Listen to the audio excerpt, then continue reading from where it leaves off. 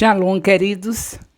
Hoje nós temos Lucas, capítulo 12. Lucas, capítulo 12. Muitos ensinamentos importantes de Jesus nesse capítulo 12. Nesse capítulo 12 de Lucas, do Evangelho de Jesus, escrito por Lucas, Jesus nos ensina sobre o fermento dos fariseus, aquilo que fica sempre escondido e não mostramos a ninguém. Em público, falamos e fazemos de tal modo, mas quando estamos sozinhos, aí revelamos nossa verdadeira face. Esse é o fermento da hipocrisia. A hipocrisia, fingir ser algo que verdadeiramente não é. Jesus então alerta que tudo que está escondido virá à tona, tudo que está oculto será revelado, e que não devemos temer aqueles que apenas matam o corpo físico, mas sim aquele que nos conhece e pode não só matar o corpo físico, como nossa alma no inferno. Pela primeira vez, ele ensina que há um pecado sem perdão. Blasfêmia contra o Espírito Santo. Nesse momento, alguém o interrompe e mostra a ganância em querer a divisão da herança com seu irmão.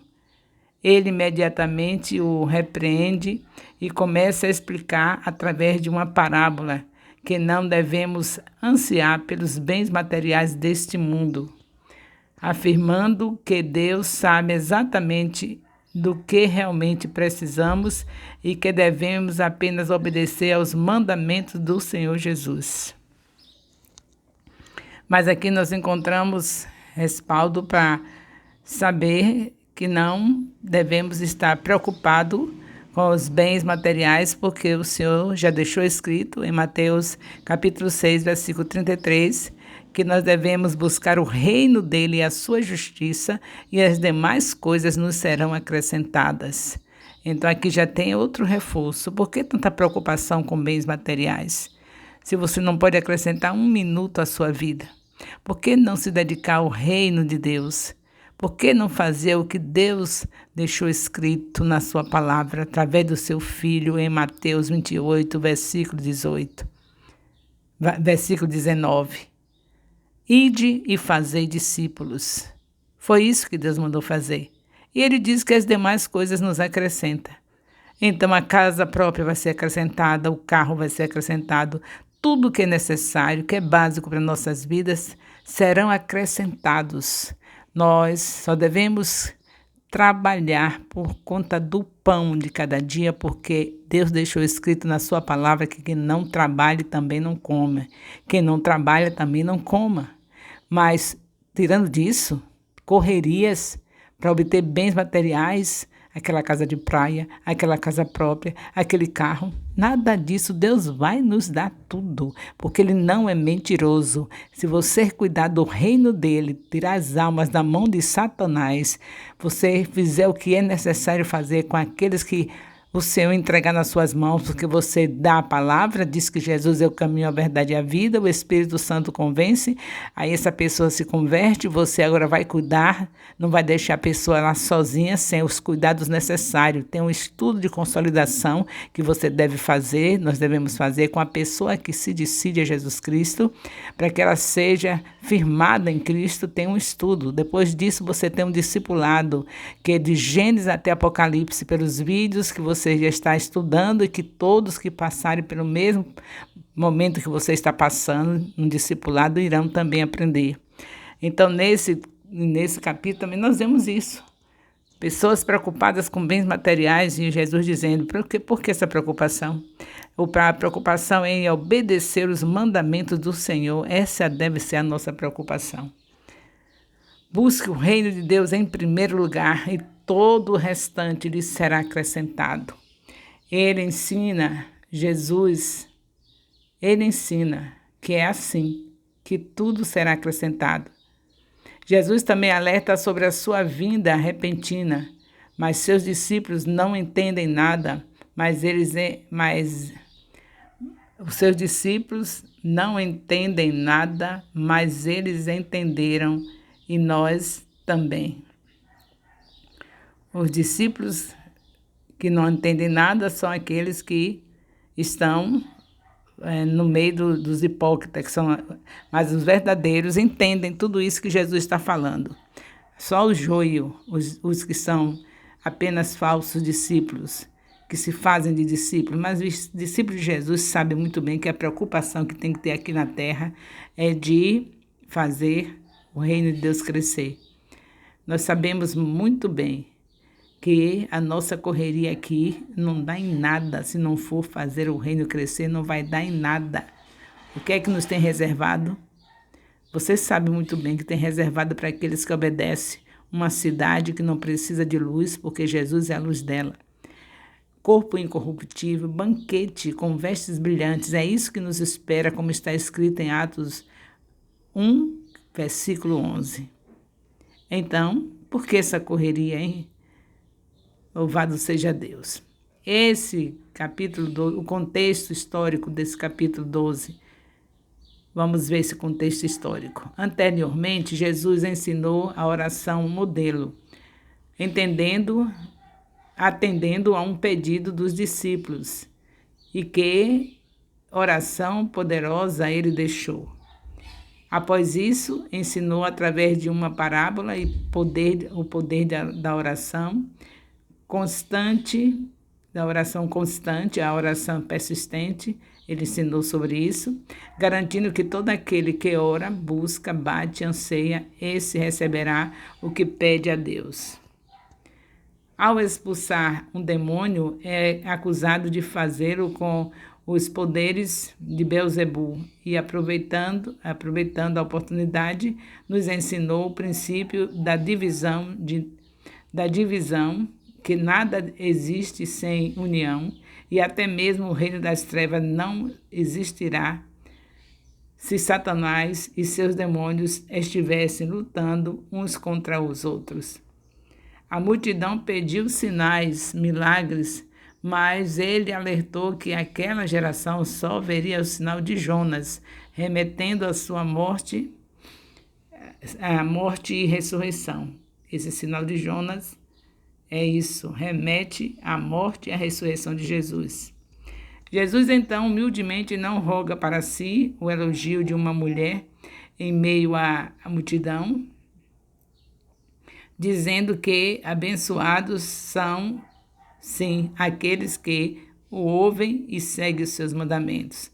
Outra coisa muito importante, Jesus mostra que nada mais importante do que ouvir e praticar os seus mandamentos. Quando essa mulher faz elogio para ele, ele diz isso. Abençoados não é aquele que, não é o ventre que me fez nascer, de onde eu nasci, mas abençoado mesmo é aquele que ouve meus mandamentos e segue os meus mandamentos. Ele recebe um convite de um fariseu para comer em sua casa e lá, mais uma vez, é confrontado sobre os comportamentos de seus discípulos e, conhecendo o coração do fariseu e dos demais, faz um sermão sobre hipocrisia deles e como perseguiram e mataram os profetas que vieram antes dele, alegando que eles tinham as chaves do reino, mas por causa da religiosidade não entravam, nem deixavam ninguém entrar. Jesus estava cansado disso, porque eles, os fariseus, eles tinham modificado os mandamentos, acrescentou muita coisa que não havia, que Deus não tinha colocado, e com isso eles ficavam empatando que as pessoas entrassem no reino de Deus, que dava um peso muito grande, exigindo coisas que nem eles mesmos faziam. Então impedia que as pessoas entrassem no reino de Deus, enquanto eles também não entravam, porque nem mesmo ele podia fazer as coisas que ele estava mandando o povo fazer. A gente só pode mandar aquilo que a gente faz. Eu estou o tempo todo dizendo para vocês isso.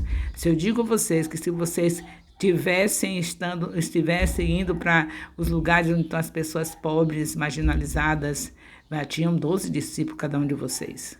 Cada um de nós estivesse nesses ambientes, Já tinha, porque onde a gente dá comida, queridos, onde tem pessoas pobres que a gente dá o que comer, o que calçar, o que vestir. Se você chegar em uma família assim, eu digo com experiência própria, você ganha pelo menos um membro da família. Eu tenho essa experiência, eu vou para uma casa, para uma família pobre, nesses bairros marginalizados, eu ganho uma pessoa, no mínimo. Eu dou comida para todos e agora eu não. O nosso Deus, que Ele que me supre, Ele que me dá todos os bens, tudo que eu tenho, então Ele me capacita para dar alimentação. E o que acontece? Eu ganho pelo menos um da família. Não ganha todos não, porque nós sabemos que tem muitos só estão interessados no pão material, mas tem sempre um no meio da família sensível que não quer somente o pão material, mas quer o pão da vida, o pão que desceu dos céus, que é Jesus Cristo. Então eu vou numa família, consigo um, vou em outra, consigo outro, vou em outra quando eu penso que não estou com 12 discípulos. Se você não tem discípulos é porque você não está fazendo o que o Senhor mandou em Mateus capítulo 25, de 31 a 46, quando diz: vinde bendito do meu Pai, porque quando eu estava com fome, me deste de comer. Experimente ler o capítulo 25 de Mateus, do versículo 31 a 46, e veja qual é o motivo que você ainda não tem discípulo. Se você não tem 12 discípulos, é porque não está fazendo o que Jesus mandou. Basta você fazer isso, que está escrito em Mateus. Oh, meu Deus, no instante você tem discípulos. É assim que eu consigo discípulos. Cada lugar que eu vou, marginalizado, que eu pego uma família, que dou comida, eu não ganho todos, não vou mentir, todos não, porque nós sabemos que a maioria das pessoas querem mesmo somente os bens materiais, mas eu consigo uma pessoa da família, e isso aí já é um discípulo que eu ganhei, e aí eu vou consolidar, vou discipular e vou enviar, e esse aí já vai também fazer o mesmo que eu fiz com ele, vai também ganhar uma pessoa e vai também fazer o mesmo. É assim que é o reino de Deus, é assim que o reino de Deus cresce, é assim que a igreja em célula, no modelo dos 12, caminha. Tendo células e tendo discípulos, porque eles não ficam dentro de 4 paredes, somente aos domingos com as mãos para cima, dizendo que está adorando a Deus. Quem adora a Deus de verdade sabe que os 6 dias da semana é tirando as almas da mão de Satanás, salvando vidas. E assim você vê Lucas 12, de 1 a 3, falando tudo será revelado. Tudo será revelado. Nas páginas do Novo Testamento, o fermento geralmente é um símbolo de corrupção e mal. Contudo, nessa perícope, o fermento é o mal da hipocrisia. O comportamento hipócrita engana muita gente, mas o final será encoberto e tornado conhecido por Deus, que jamais é enganado. Tudo que é dito nos quartos, isto é, em particular, cairá na boca do povo. Lucas 12, de 4 a 5, fala da morte, da verdadeira morte. Há muitos que podem nos matar fisicamente, mas esse é o limite do dano que eles podem causar. Esse é o limite do dano que eles podem causar. Não pode fazer nada além disso. Mas, por mais que seja natural temer essa pessoa que mata, faz mais sentido temer a Deus, porque Ele é quem preside não apenas a vida e a morte, como também a eternidade. Aqueles que permanecerem contrários a Deus, sendo incrédulos e não se arrependendo de seus pecados, serão castigados no inferno. Lucas 12, de 6 a 7. Vocês valem mais. Se o Senhor não ignora nem os pássaros mais insignificantes, que são os pardais, Ele está ciente de que todos os detalhes da vida de cada ser humano,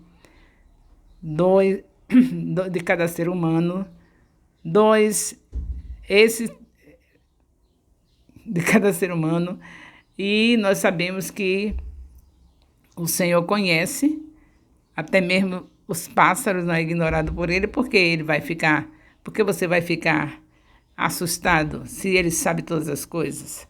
Até o cabelo da nossa cabeça está contado pelo Senhor, cada fio.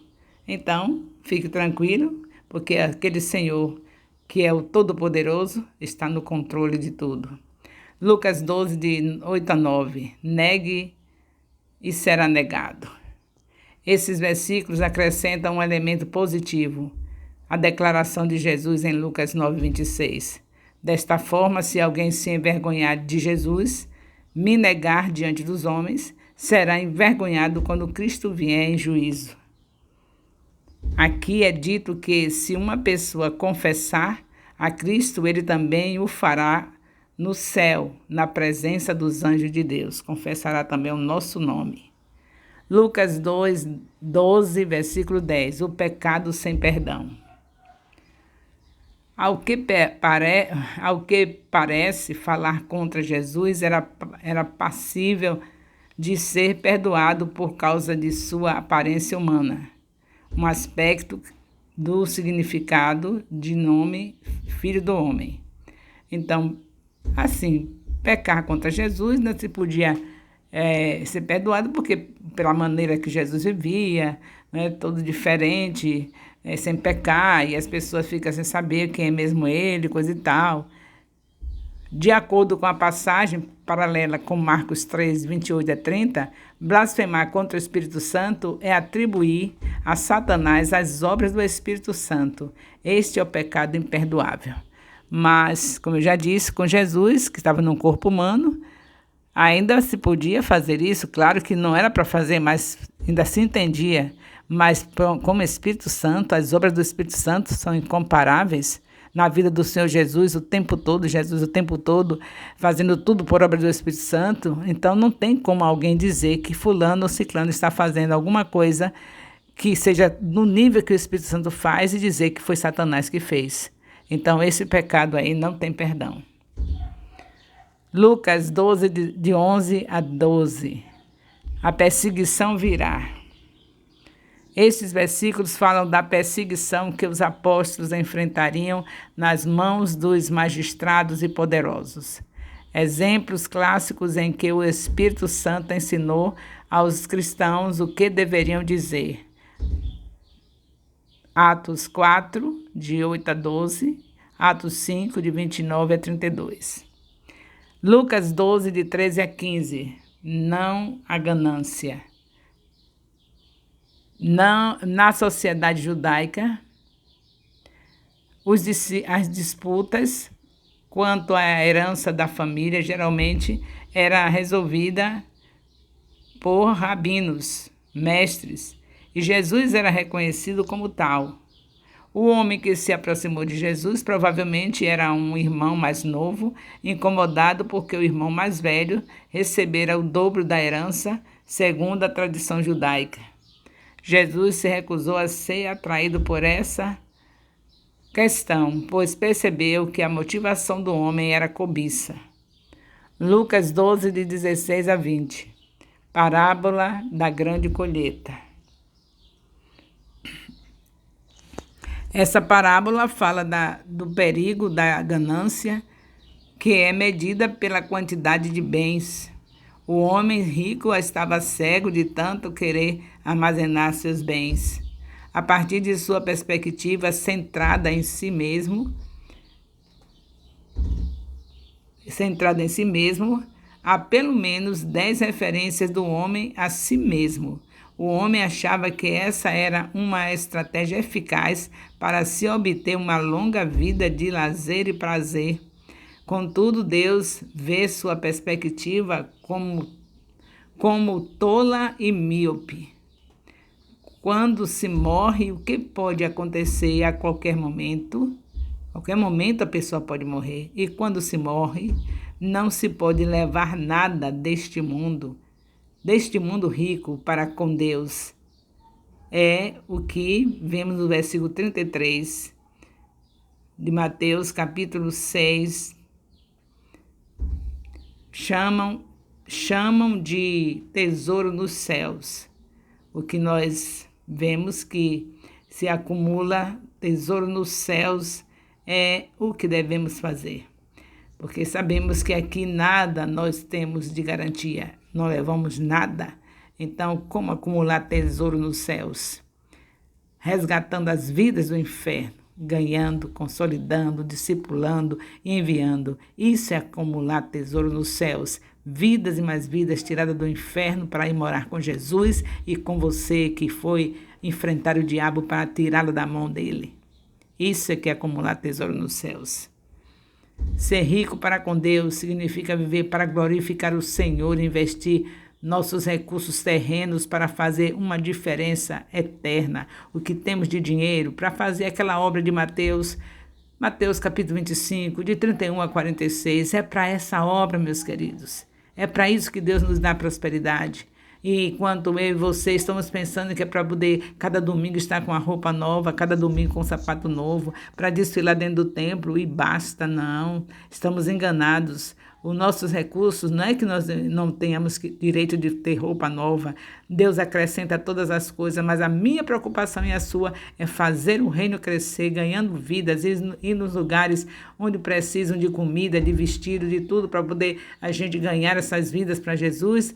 Não pense que você vai ficar com a igreja cheia de pobretões, porque você vive nas áreas marginalizadas, salvando as vidas ali, e que vai ser a igreja cheia de pessoas pobres. Nem se engane com isso, porque o nosso Deus jamais vai deixar a igreja dele cheia de pobretões. Quando você recebe Jesus, tenha certeza que a sua vida muda. Com certeza vai prosperar. Para que vai prosperar? Para fazer a mesma obra que fizeram com você. Cada pobre que recebe a comida, a bebida, tudo necessário e ali conhece a Jesus e recebe o pão da vida, eles também vão prosperar e vai fazer a mesma coisa quando encontrar um pobre na frente dele. E assim, cada um que recebe Jesus prospera e nós veremos a glória do Senhor na nossa cidade. Não ter um lugar onde não tenha uma cela, não ter um lugar onde não tenha discipulado. A cidade tomada de células, bairros, ruas, células e discipulado em cada lugar do templo, em cada lugar do ministério, os discípulos reunidos para estar aprendendo mais do Senhor a cada dia, de Gênesis e Apocalipse, porque a palavra de Deus é viva e eficaz. Lucas 12, 21 a 26, a verdadeira riqueza. Qual é a verdadeira riqueza? Jesus aconselhou seus discípulos a não se deixarem dominar pela preocupação com as necessidades básicas da vida. A ansiedade não muda nada.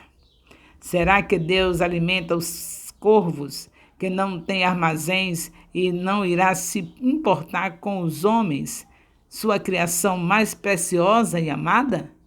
Então, por que você diz que não pode fazer um discípulo por dia? Por que você não pode ganhar uma vida por dia? Por que você não pode falar para alguém, ir na casa do seu parente, na casa do seu colega de trabalho, na casa do seu colega de faculdade, falar para ele que Jesus Cristo é o caminho, a verdade e a vida? Por quê? Por causa do pão de cada dia? Não é. Porque Deus não ia dar para nós uma ordem que fosse contrária ao seu reino. Se ele diz que quem não trabalha também não come, então nós podemos trabalhar para o pão de cada dia e não vai impedir que a gente ganhe uma vida por dia. No próprio trabalho você pode falar para alguém que Jesus é o caminho, a verdade e a vida. O Espírito Santo vai convencer e você já ganhou um discípulo. No própria faculdade você pode fazer isso e ganhar mais um discípulo. E depois, qualquer folga que tiver, ir na sua parentela e ganhar um parente. E assim você fazer aquilo que é mais precioso, fazer com que o inferno seja saqueado e o nome do Senhor seja exaltado. Lucas 12, de 27 a 32, a verdadeira beleza. Se Deus veste a natureza com tanta beleza, ele certamente irá suprir as necessidades básicas do discípulo. Os incrédulos correm atrás de sustento e riqueza como se a vida fosse apenas isso, como se Deus não se importasse com suas necessidades, mas este não deve ser o foco do cristão. Isso é para o incrédulo. Na passagem paralela em Mateus 6, 33, Jesus declarou: busquem, pois, em primeiro lugar o meu reino e a sua justiça. Portanto, uma parte essencial de buscar o reino de Deus é se esforçar para viver de acordo com os padrões de Deus. Então, os padrões de Deus, um deles é você meditar na palavra de dia e de noite. Então, quando você medita de dia e de noite, você como árvore plantada junto a ribeiros de águas, que dá o seu fruto na estação própria, cujas folhas não caem, e tudo quanto fizer prosperará. E aí, você quer mais o quê?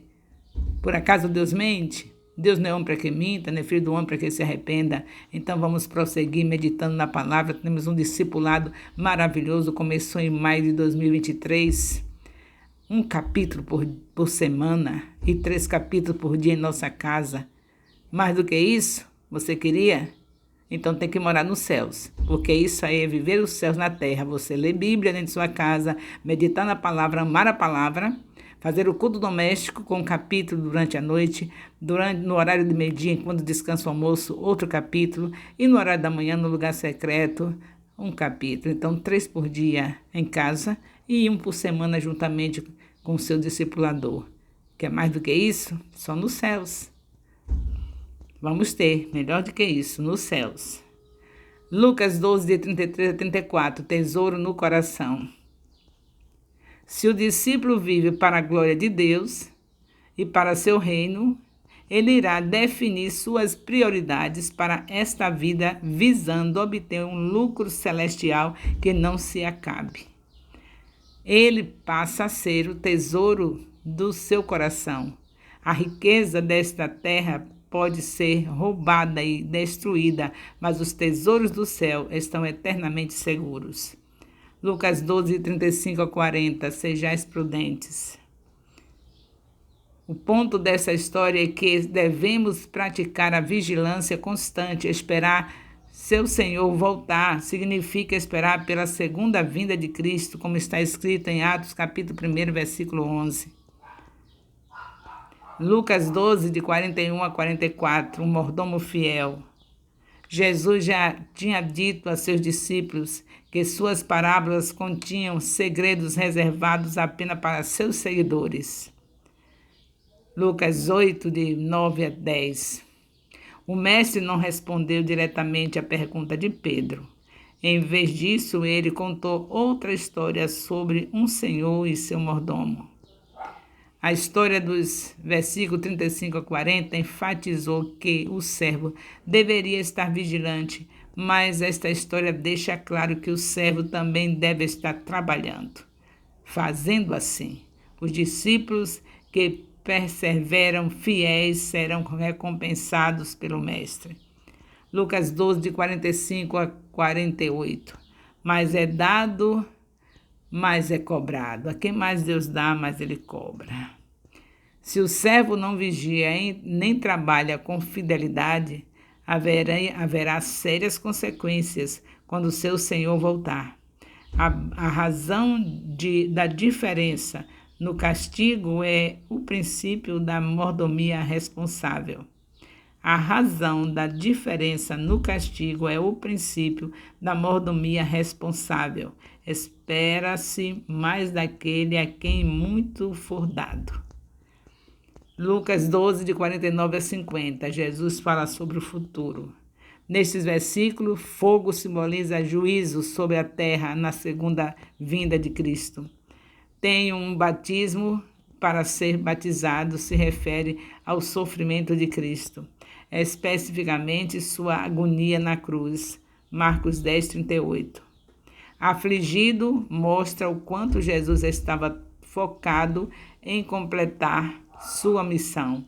Cumprir-se são as mesmas palavras que o Salvador usou na cruz para indicar que a redenção estava feita, estava consumado. João 19, 30. Lucas 12, de 51 a 53, a divisão por Jesus. Todos que escolheram segui-lo como discípulos, Jesus tornou possível a paz com Deus. Romanos 5, 1. Os incrédulos, porém, continuam em desacordo com o Senhor e com a sua exigência de santidade. A divisão por causa do Evangelho de Cristo será tão grande que algumas famílias serão divididas. A família espiritual de Deus é mais importante do que a família de sangue. Lucas 12, de 54 a 56, a cegueira da multidão. Na Palestina, as chuvas fortes geralmente vinham do mar Mediterrâneo ou dos desertos. Uma nuvem vindo do oeste costumava trazer chuva ou tempestade, ao passo que o vento sul era seco e quente. Nesse contexto,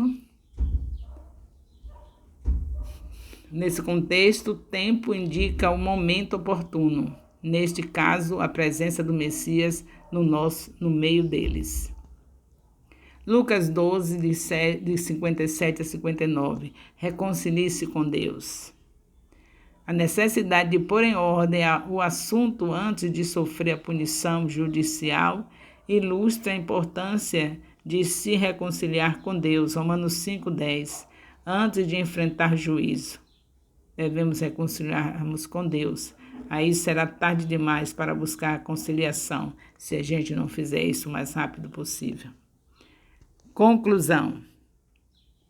Nesse capítulo aprendemos muitas coisas. Jesus nos ensina com amor e autoridade sobre inúmeros pontos de nossa vida, desde as coisas que escondemos ou quem somos realmente em nosso secreto, para não vivermos uma vida falsa e cheia de hipocrisia, porque existe alguém que vê o nosso interior e pode nos condenar, não só fisicamente, como eternamente. Ele nos ensina também que nunca devemos blasfemar, duvidar, entristecer o Espírito Santo, pois esse pecado não será perdoado por Deus. O mestre diz que a ganância não garante sucesso ou uma vida próspera, mas que a verdadeira prosperidade vem em fazer a vontade de Deus em primeiro lugar, cuidar das coisas de Deus em primeiro e que Deus cuidará das nossas coisas enquanto fazemos isso. Enquanto cuidamos da obra dele, ele cuida de nós. Eu tenho esse exemplo na minha vida, graças a Deus. Ele alerta sobre a vinda repentina do Senhor, que devemos nos manter preparados, atentos, vigilantes, porque ninguém sabe o momento certo da chegada desse dia. Então, o que temos feito em relação a tudo isso? Temos sido transparentes e transformados pela palavra dele? Temos buscado primeiramente o reino de Deus em nossas vidas, como aprendemos na oração do Pai Nosso, dizendo: venha a nós o teu reino, seja feita a tua vontade. Temos feito isso ou não? Estamos ajuntando tesouros e bens materiais nessa terra ou nos céus? E por fim, estamos preparados para a volta do Senhor Jesus? Pense bem nisto. O amor de Deus, nosso Pai, a graça salvadora do nosso Senhor Jesus Cristo, a comunhão do Espírito Santo, seja com todos os discipuladores e todos os líderes de células, seja com todos os discípulos e todos os componentes de célula do Ministério Apostólico Internacional Filho de Jerusalém, desde agora e para sempre. Amém. Louvado seja Deus.